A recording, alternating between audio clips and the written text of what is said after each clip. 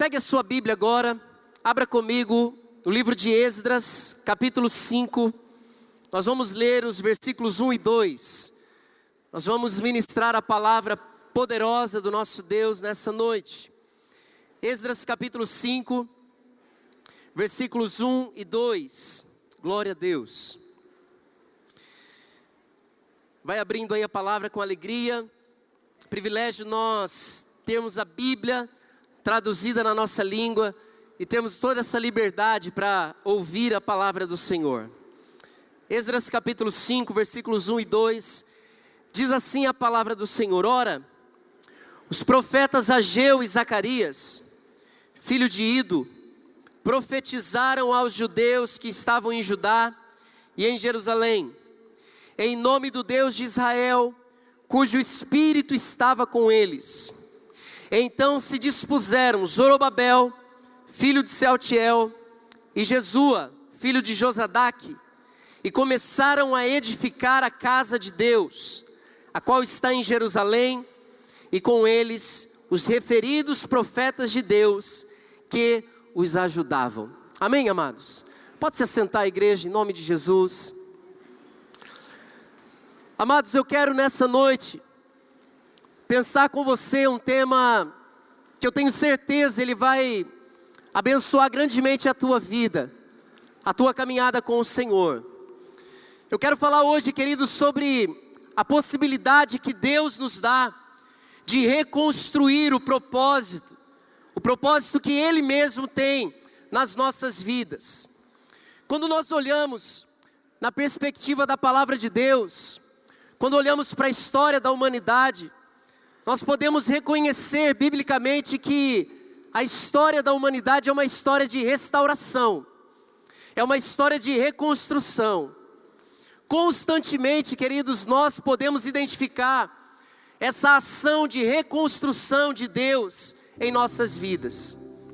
Mas quando nós pensamos nessa ideia de reconstruir, de reformar, de restaurar, a necessidade, queridos, de nós entendermos nessa noite o que é que foi destruído afinal de contas.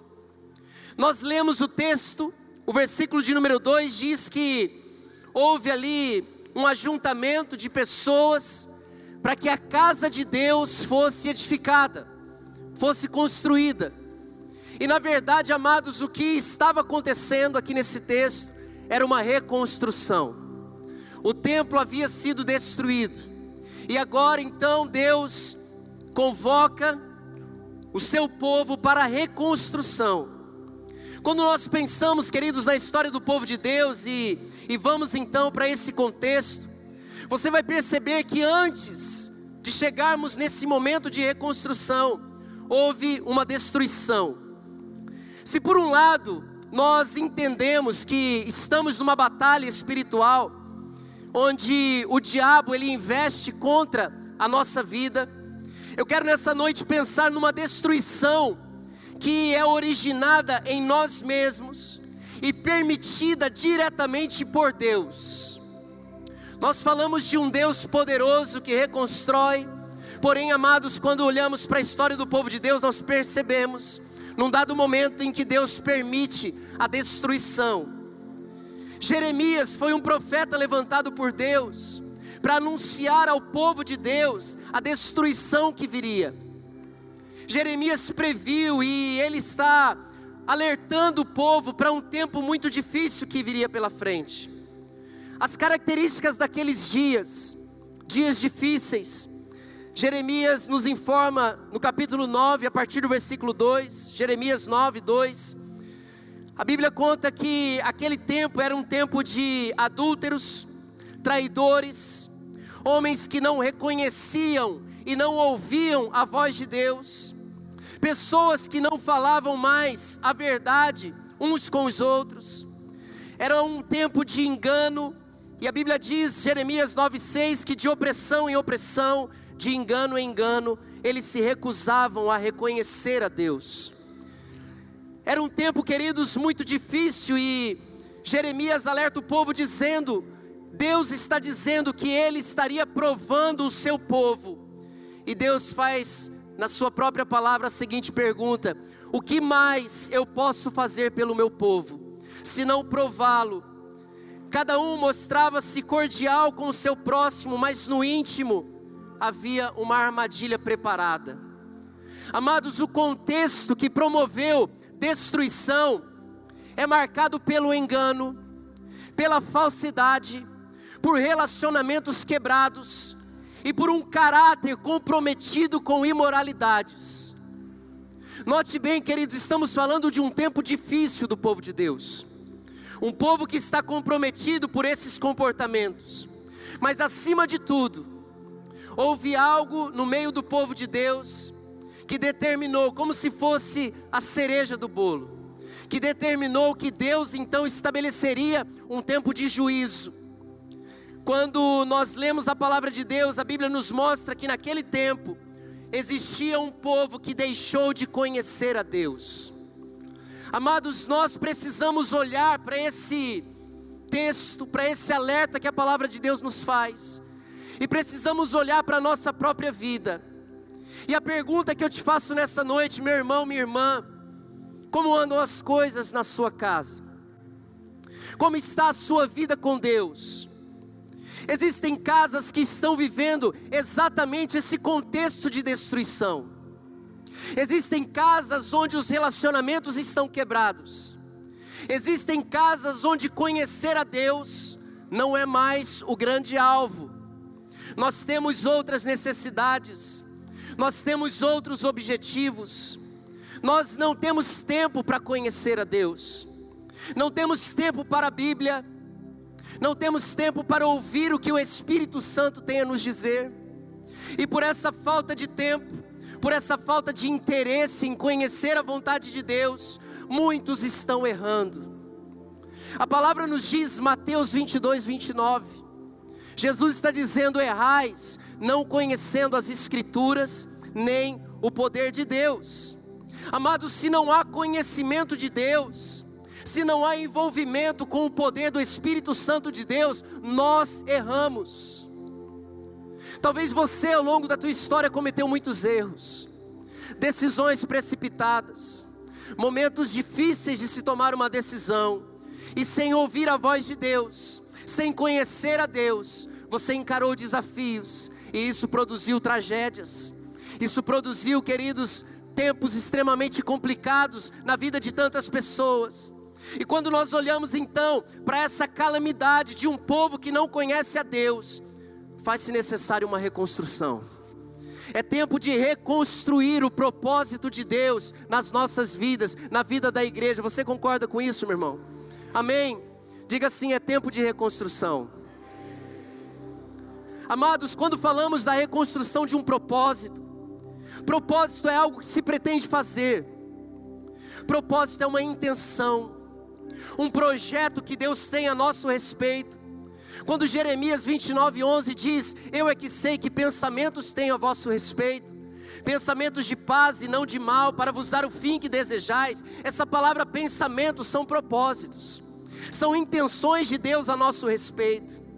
Irmãos, o texto que nós lemos, Esdras 5:1 e 2, nos mostra princípios que precisam ser aplicados hoje, para que o propósito de Deus se cumpra na nossa vida, para que o propósito de Deus seja reconstruído.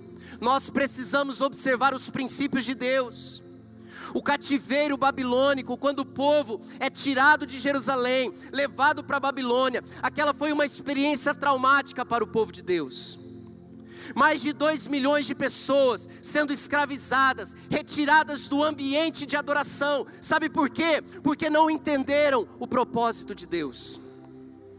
Não entenderam o propósito de Deus. Queridos, quando você não entende qual é o propósito que Deus tem, você despreza o ambiente da adoração. 70 anos de cativeiro, juízo de Deus.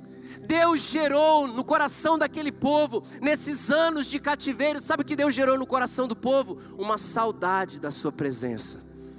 O Salmo 137 diz: às margens dos rios da Babilônia, nós nos assentávamos e chorávamos, lembrando-nos de Sião.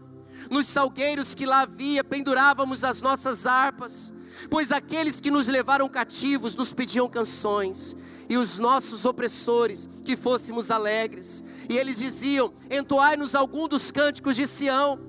Como, porém, haveríamos de entoar o canto do Senhor em terra estranha?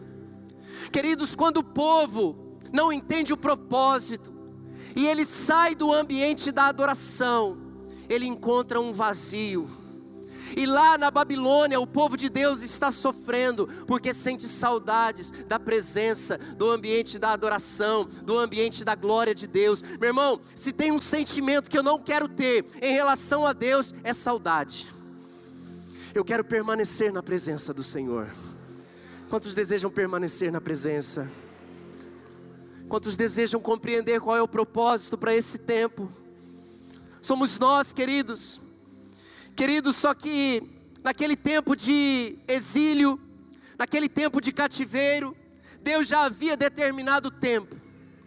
E aí então chega o momento do retorno.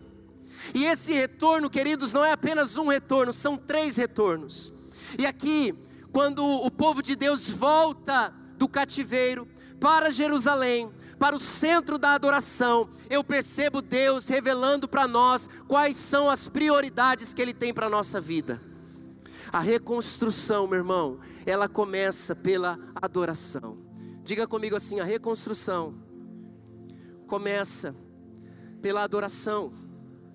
Amados, o povo começa a voltar. No primeiro retorno, o líder é chamado Zorobabel. Este homem, ele vem com mais 50 mil judeus, que voltam para Jerusalém, e o propósito desses primeiros 50 mil que voltam, é a edificação do templo. Meu irmão, em nome de Jesus, se você quer recomeçar a tua vida, recomece com adoração. Eu creio que hoje Deus estabelece um tempo novo na tua história, onde você vai reconstruir o altar de adoração na sua vida, na sua casa. Esse é o ponto de partida para uma história de cumprimento dos propósitos eternos de Deus. Esse é o ponto de partida, meu irmão. O ponto de partida é restabelecer a adoração ao Senhor, para que todas as demais coisas se realizem na nossa vida. Dentro dessa escala de prioridades do próprio Deus, você vai reconhecer comigo que o grande propósito de Deus é de que nós sejamos uma casa de oração. Eu e você, queridos, nós somos hoje esse templo em restauração. Nós somos essa casa de oração. Como Amós 9:11 diz: naquele dia levantarei a tenda caída de Davi, consertarei o que estiver quebrado, restaurarei as suas ruínas, eu a reerguerei, para que seja como era no passado. Deus quer reconstruir a adoração no meio do seu povo.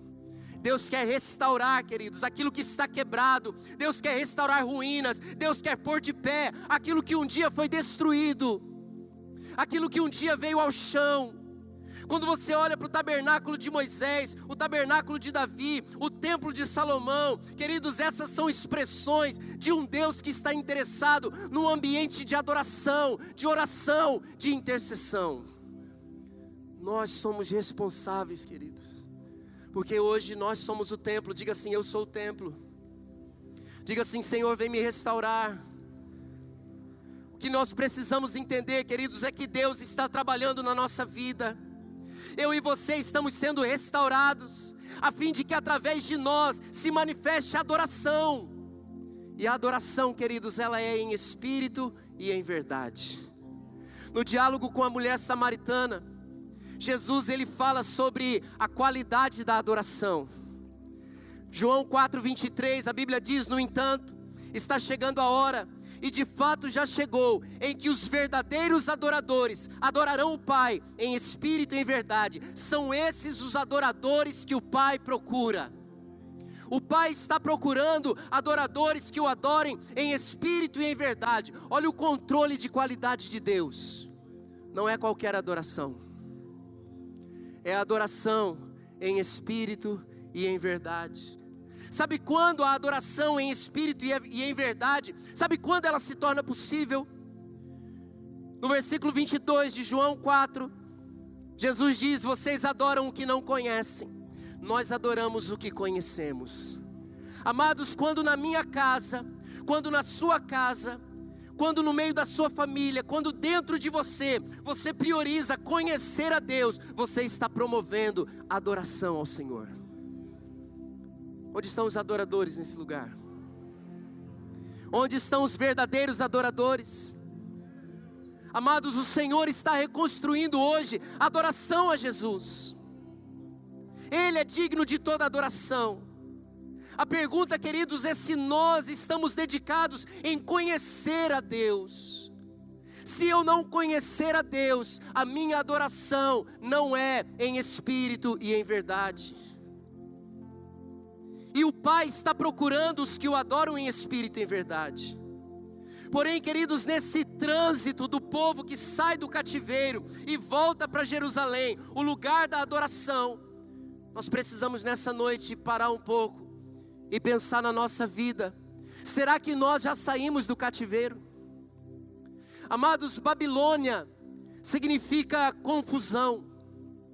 E a pergunta que eu te faço, queridos, eu gostaria de olhar nos olhos de cada um de vocês e perguntar para você: meu irmão, você já saiu da confusão? Você já saiu da Babilônia? Você já retornou para a adoração ao Senhor? Você já saiu de um sistema dominado por mãos humanas, por estratégias humanas? Eu creio, queridos, que Deus está removendo cativeiros. Deus quer remover cativeiros e te levar para a reconstrução do templo de adoração a Ele, que é a sua própria vida, a sua própria história. Deus tem restauração para a tua vida, meu irmão. Deus tem restauração para a tua casa. Deus tem restauração para a intimidade com Deus. Aquilo que você já experimentou precisa ser refeito, precisa ser reconstruído. Se você ler a história de qualquer grande obra do Espírito Santo, você vai encontrar uma história de forte devoção, de entrega, de adoração, de oração. Esse foi o segredo para os avivamentos bíblicos. Esse foi o segredo, meu irmão, adoração a Deus, ambiente de oração. Esse foi o segredo para os grandes avivamentos da história. E eu creio, amados, que nesses dias, esse continua sendo o segredo, agora revelado para nós e prometido para os últimos dias, quando Deus diz que Ele vai derramar do seu Espírito, e Ele está preparando então uma igreja gloriosa para a vinda do nosso Senhor Jesus Cristo. Ele está nos preparando. Nós estamos vivendo esse tempo. Existe um Deus todo-poderoso que chamou pessoas na cidade de Rolândia para corresponderem à sua vontade. Para corresponderem à sua vontade. Nós acabamos de cantar uma canção tão linda, falando sobre sermos amigos do noivo, aqueles que contribuem para que essa noiva seja apresentada ao cordeiro, ao noivo. Queridos, nós estamos nesse processo de reconstrução. Agora nós precisamos entender que quando nós encaramos esse processo, nós enfrentamos oposições. Nesse processo de reconstrução do templo, nesse processo de reconstrução da adoração ao Senhor, pelo seu povo, você vai ver no livro de Esdras, no capítulo 4, grandes adversidades. O versículo 4 diz assim: então as gentes da terra desanimaram o povo de Judá, inquietando-o no edificar. Sabe, irmãos, quando você se levanta para viver o chamado de Deus, haverão pessoas da sua própria terra que não entenderão. Gentes daquela terra que se colocam em oposição àqueles que estão querendo viver o propósito de Deus. Talvez alguém da tua família não entenda o que você está vivendo. Deus está fazendo uma grande obra na tua vida. Deus está trabalhando essa igreja. Deus está se movendo no nosso meio. Mas existem muitas pessoas que não estão entendendo o que Deus está fazendo. Talvez existam pessoas querendo nos desanimar. Talvez tem gente querendo gerar temor no seu coração. O que eu percebo olhando para Esdras 4 é que houve uma conspiração contra a obra de Deus. Gentes da terra, governantes. Quantas vezes, queridos, nós também nos sentimos acuados, amedrontados, intimidados por alguma circunstância ou talvez por uma pessoa. E aí então nós repensamos: será que eu continuo? Será que eu prossigo? Muitas vezes, queridos, os inimigos se levantam, as oposições se levantam, tentando gerar dúvida sobre ser ou não ser um verdadeiro adorador do Senhor Jesus. Evan Roberts, principal instrumento de Deus no avivamento do país de Gales, num determinado momento, ele sofreu com a indiferença dos seus próprios familiares. Quantas pessoas que não recebem da parte dos seus familiares o estímulo para prosseguir na obra de Deus, para continuar permitindo que o Senhor faça a sua obra na sua própria vida. E aí, queridos, você vai ver em Esdras capítulo 4, que a oposição ela foi tão grande, que eles alugaram contra o povo de Deus conselheiros. Olhe bem aqui, meu irmão, a oposição ela se levanta e ela aluga contra o povo de Deus conselheiros para frustrar o plano de Deus. Amados, eu fico impressionado com isso, sabe por quê? Porque talvez, meu irmão, você vem numa caminhada em que tudo que você deseja é que o propósito de Deus se cumpra na sua vida, mas em algum momento você precisa de um conselho, e você vai na fonte errada, e um aconselhamento pode intimidar você e impedir você de viver o plano de Deus. É uma estratégia do inimigo, e eu aproveito, meu irmão, no nome de Jesus, para dizer para você: tome cuidado. Quem são as pessoas com quem você tem buscado um conselho? Quem são as pessoas para quem você tem revelado os segredos do teu coração? Muitas vezes, amados, nós comprometemos a obra de Deus, entramos em desânimo, em inquietações, e aí tantas estratégias, tantos desígnios das trevas são estabelecidos e se infiltram no nosso coração. Cuidado com os conselhos que você tem recebido. Mas não foi só isso, meu irmão. No versículo 23 de Esdras 4, a Bíblia diz que tamanha foi a conspiração, que de mão armada os judeus foram impedidos de continuar a obra. Olha só o versículo 23, os homens que arquitetaram esse plano contra o povo de Deus, eles foram apressadamente a Jerusalém, aos judeus, e de mão armada, eles forçaram o povo de Deus a parar com a obra. Irmãos, essa conspiração, essa somatória de obstáculos, ela foi tão grande, que houve um impedimento concreto do povo continuar a obra de Deus. E aí a Bíblia vai dizer que a obra da casa de Deus cessou, até o 2º ano do rei Dário, rei da Pérsia. Eu não sei, meu irmão, o que está tentando impedir você de viver o propósito de Deus. Eu não sei quais são as conspirações. Eu não sei quais são as lutas que você tem enfrentado com as pessoas com quem você mais ama. E sabe, meu irmão, deixa eu dizer uma coisa muito séria para você. Às vezes não há uma conspiração assim tão evidente, mas o simples fato de nós não estimularmos uns aos outros para a prática da palavra de Deus, isso já pode representar uma grande batalha, um grande obstáculo para que o propósito se cumpra. Eu quero chamar você, meu irmão, que me ouve nessa noite, a praticar a palavra de Deus e ser também alguém que tem uma palavra de ânimo para a sua família, em nome de Jesus. Como Deus pode mudar essa realidade de uma obra necessária, mas está parada? Como essa realidade pode mudar, meu irmão?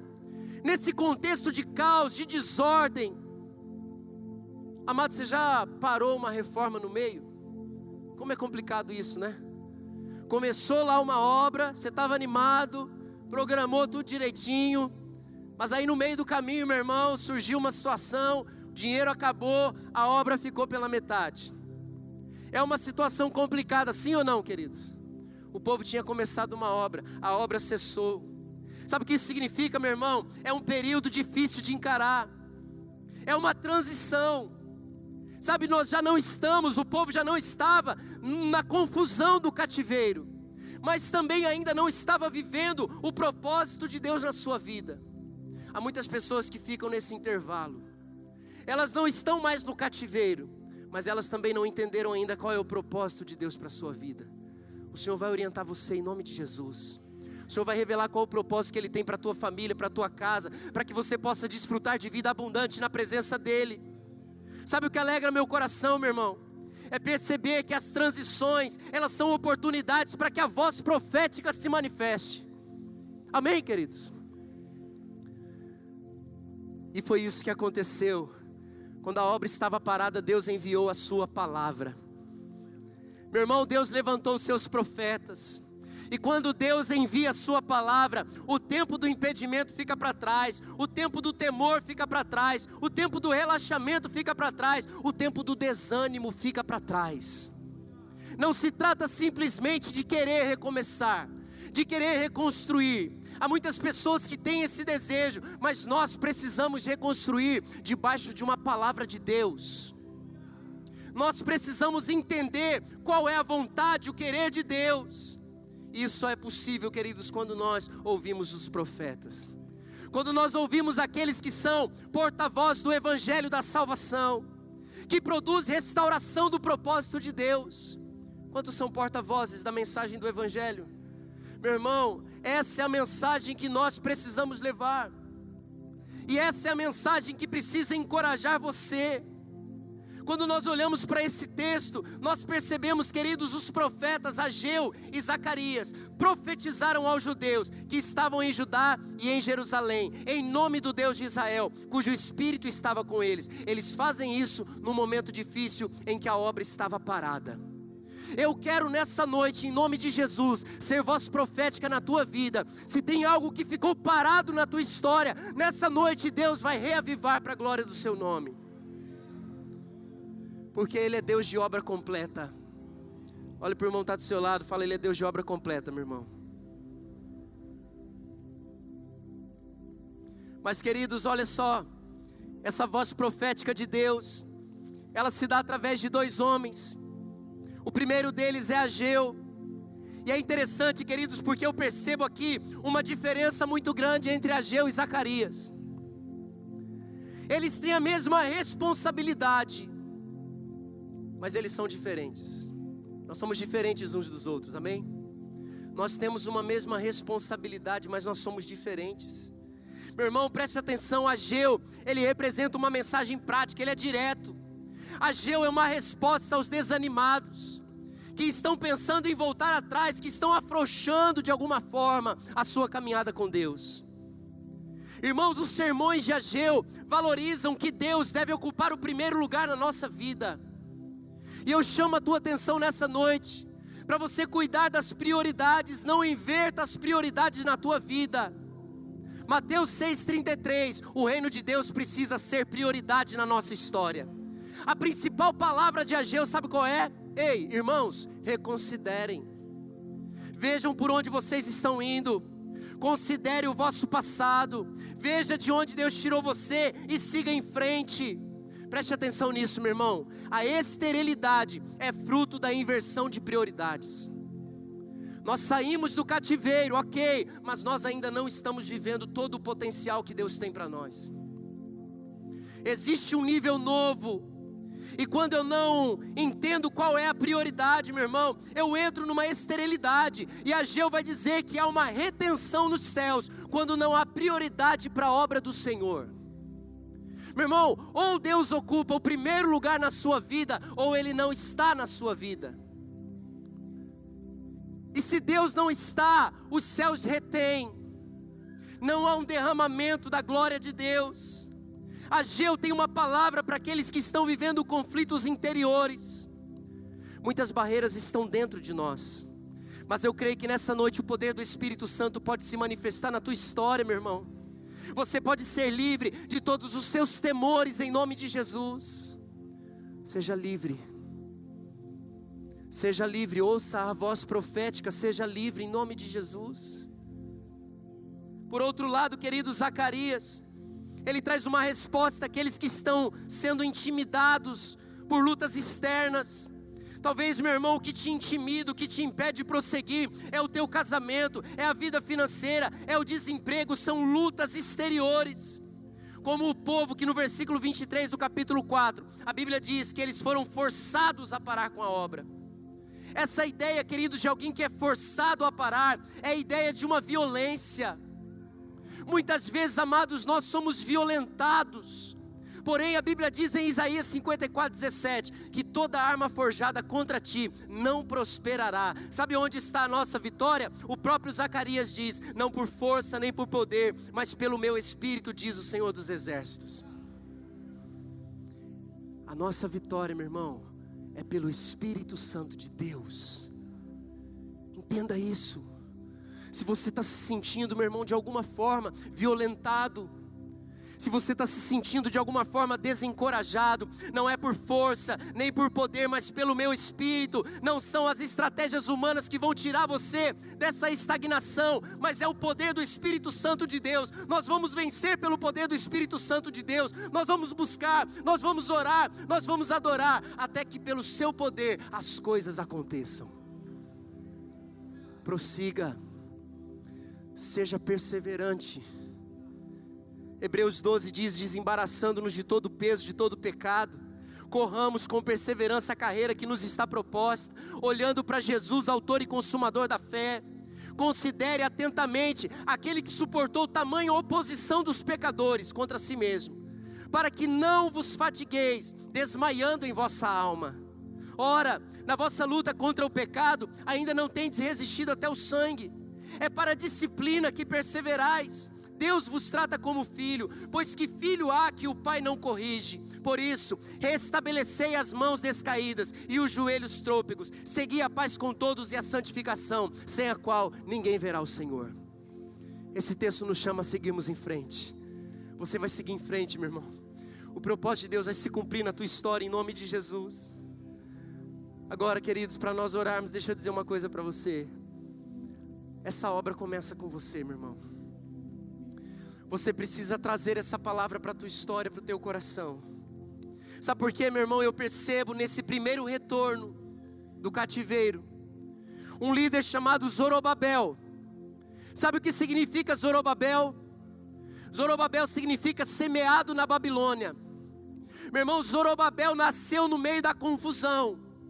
Ele foi semeado na confusão, mas em Ageu capítulo 1 versículo 14, a Bíblia diz que Deus, o Senhor, Ele despertou o espírito de Zorobabel. Meu irmão, há um historiador sobre avivamentos, e ele diz que um avivamento vem para vivificar e despertar a igreja, depois ela precisa continuar cumprindo a sua missão. Meu irmão, o Espírito Santo vem pela palavra declarada pelo profeta e desperta o espírito de Zorobabel. Gerou entusiasmo, gerou força, gerou vigor. Sabe o que significa isso, meu irmão? Que mesmo aqueles que foram gerados num ambiente de confusão, estes são alvos do Espírito Santo de Deus, que os levanta em poder e glória, para serem instrumentos de edificação para a glória do Senhor. Eu acho interessante porque Zorobabel, ele foi semeado na Babilônia, mas ele tem uma linhagem real. Aleluia.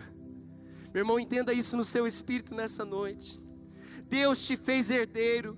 Deus não se esqueceu de você. A promessa dele é de vida abundante. Ainda que você venha de um contexto de confusão, você pertence a uma linhagem real. Jesus Cristo é o Rei, e Ele te fez participante da sua glória. Quantos aqui nasceram no meio da confusão, mas hoje estão sendo despertados, fortalecidos, reanimados em Deus, para trabalhar na construção daquilo que um dia foi perdido? Quantos? Quantos vêm, meu irmão, de uma história triste? Tem muitos Zorobabéis aqui, que já foram envergonhados pela confusão de uma vida sem propósito, mas hoje, conhecedores da verdade que liberta, se transformaram em adoradores e edificadores de adoração ao Senhor. Homens e mulheres valentes do Senhor, empenhados pela causa do Evangelho, que não faz a obra do Senhor relaxadamente, que não retém a sua espada do sangue. Meu irmão, Jeremias 48:10, Deus te deu uma espada. Isso significa que Deus despertou você, mas chegou o tempo de você se dispor. Não dá mais para ser o tipo de soldado que possui a espada, mas não a utiliza.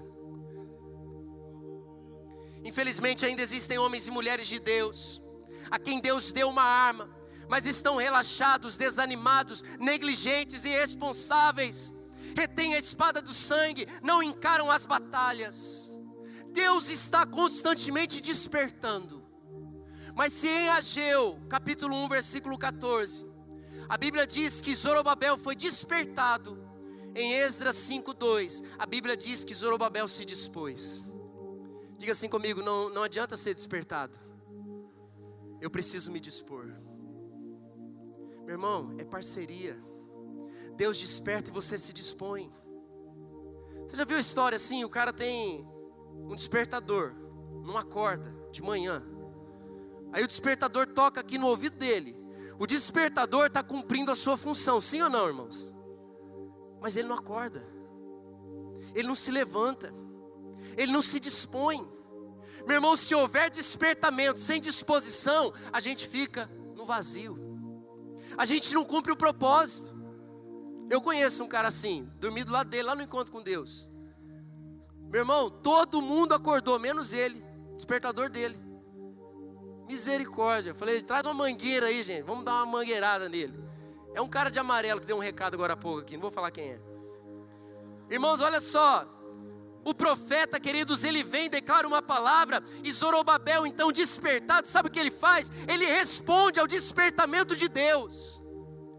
Eles vieram e se puseram ao trabalho na casa do Senhor dos Exércitos. Meu irmão, o tempo é de reconstrução. Nós precisamos entender quais são as prioridades desse processo. Nós precisamos nos envolver com a obra e prosseguir para o alvo em nome de Jesus. Quem está disposto, meu irmão, levante sua mão. Ou você vai continuar na confusão, irmão,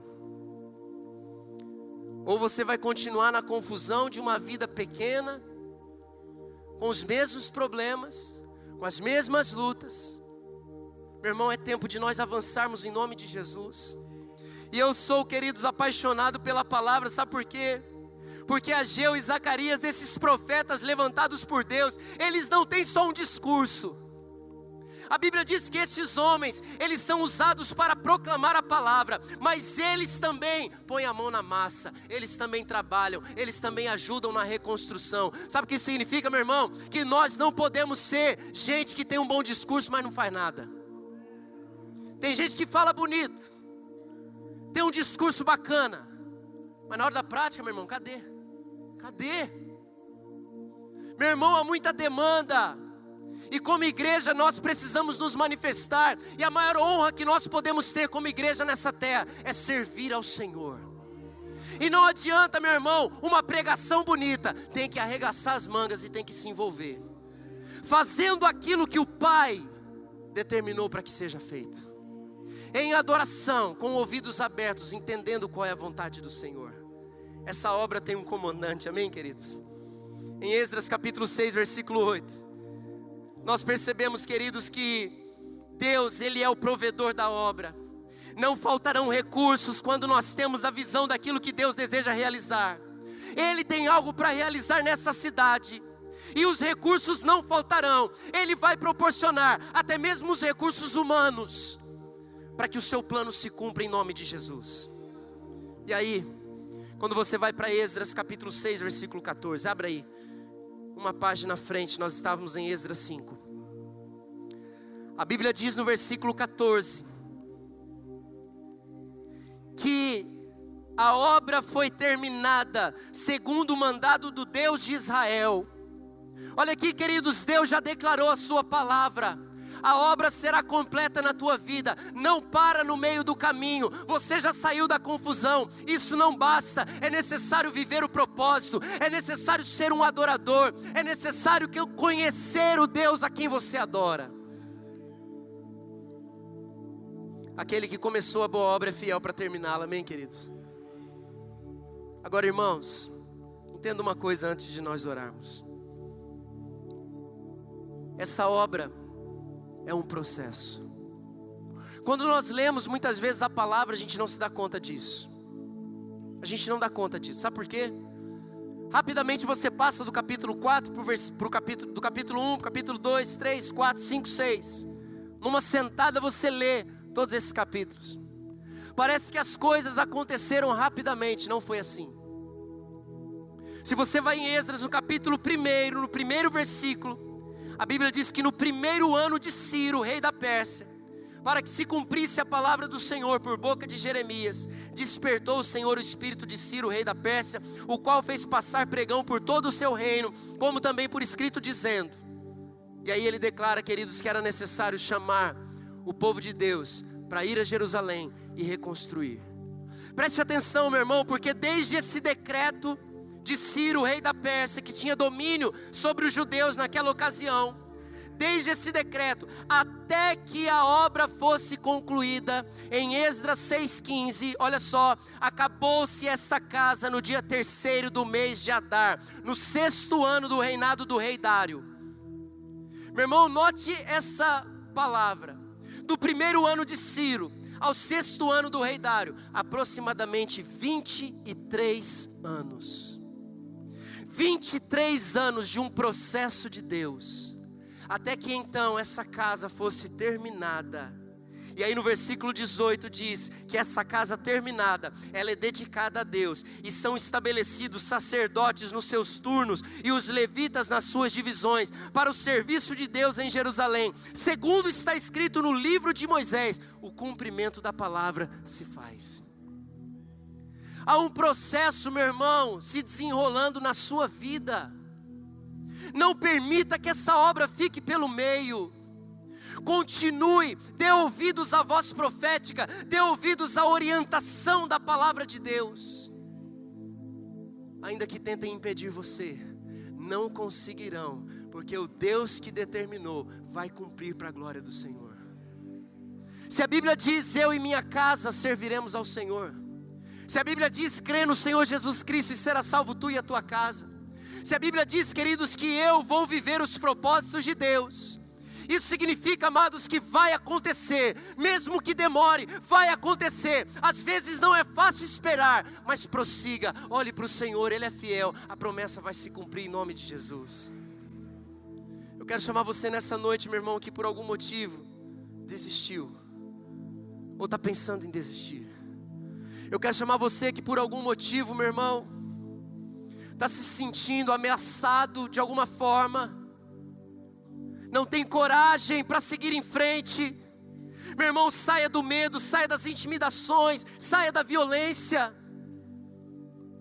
e vamos viver aquilo que Deus estabeleceu para a nossa história, em nome de Jesus. Só que tem que sair da confusão, meu irmão. Tem muito crente vivendo confusão na vida. Tem muita gente, meu irmão, vivendo confusão no seu casamento, mesmo sendo chamado povo de Deus. Gente que não entendeu qual é o propósito. Nessa noite o Senhor quer revelar esse propósito. Eu quero chamar você a ficar em pé no seu lugar, em nome de Jesus. Fique em pé no teu lugar nessa noite. O Senhor está fazendo a sua voz ecoar neste lugar, meu irmão. Aleluia. Ele tem um plano, Ele tem um propósito, Ele tem um projeto para a tua vida. E o Senhor te chama nessa noite, meu irmão, a se dispor. Até quando será necessário o Senhor despertar você? Quantas palavras, quantas pregações você vai ter que ouvir para se dispor e dizer, Deus é comigo, faz através de mim, Senhor, opera na minha vida, Senhor. Feche os seus olhos, meu irmão, em nome de Jesus. Comece a orar ao Senhor nessa hora. Tem muito Zorobabel aqui. Tem muita gente que pensa que não é capaz, porque veio de um ambiente tão complicado, cresceu numa família tão complicada, e parece que esse propósito, essa ideia de um plano, parece que ela não vai se cumprir. Sabe por quê? Porque você ficou preso no passado. Mas nessa noite o Senhor quer libertar você. O Senhor quer dizer, filho, semeado na confusão, você é levantado como líder na casa do Senhor, para ser um edificador, para ser um abençoador, para ser um construtor em nome de Jesus. Feche os seus olhos, queridos, adore o Senhor.